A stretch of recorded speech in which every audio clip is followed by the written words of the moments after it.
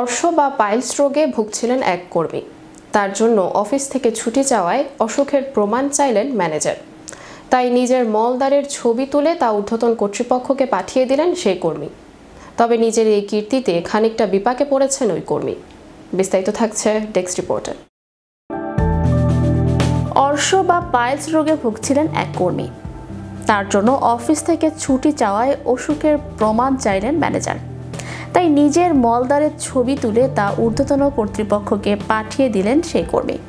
তবে নিজের এই কীর্তিতে খানিকটা বিপাকে পড়েছেন ওই কর্মী।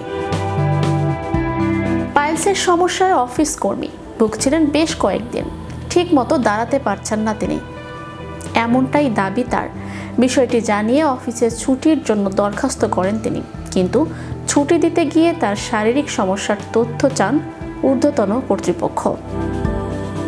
তাতে কিছুটা সমস্যায় পড়েন তিনি। প্রমাণ হিসেবে কি কাগজপত্র জমা দেবেন বুঝতে না পেরে সরাসরি নিজের মলদ্বারের ছবি তুলে পাঠিয়ে দেন কর্মচারী।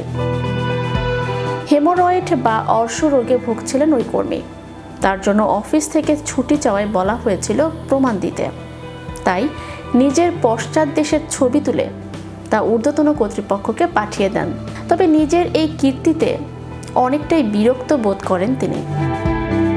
পরিস্থিতি মোকাবিলা করতে গিয়ে এই উদ্ভট কাজটি করে ফেলার পর চিন্তায় পড়ে যান তিনি। সম্প্রতি সংবাদ মাধ্যমে প্রকাশিত হয় খবরটি, যা হইচই ফেলে দেয় সোশ্যাল মিডিয়ায়। ওই পোস্টে বলা হয় একটি সংস্কার কর্মী ছুটির আবেদন করেন। তিনি ফোন করে ম্যানেজারকে বলেন যে তার অর্শ রোগ আছে, তাই তিনি বেশিক্ষণ দাঁড়াতে পারছেন না, ছুটি চাই।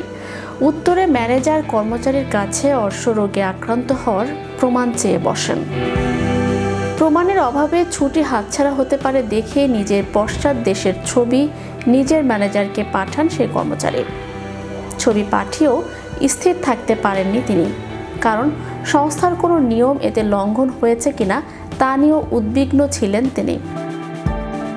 ছবিটি পাঠিয়ে সংস্থার নিয়ম বা আইন ভেঙেছেন কিনা তা রেডিটের পোস্টে জানতে চান তিনি।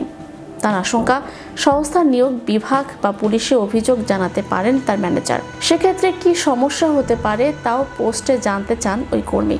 সোশ্যাল মিডিয়ায় অদ্ভুত এই পোস্টটি সকলের নজর কেড়েছে।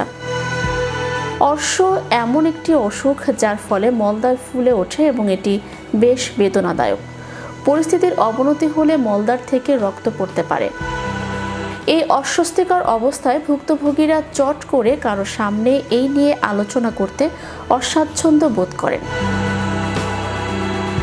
চ্যানেল ইউরোপ, বিনোদন ডেস্ক।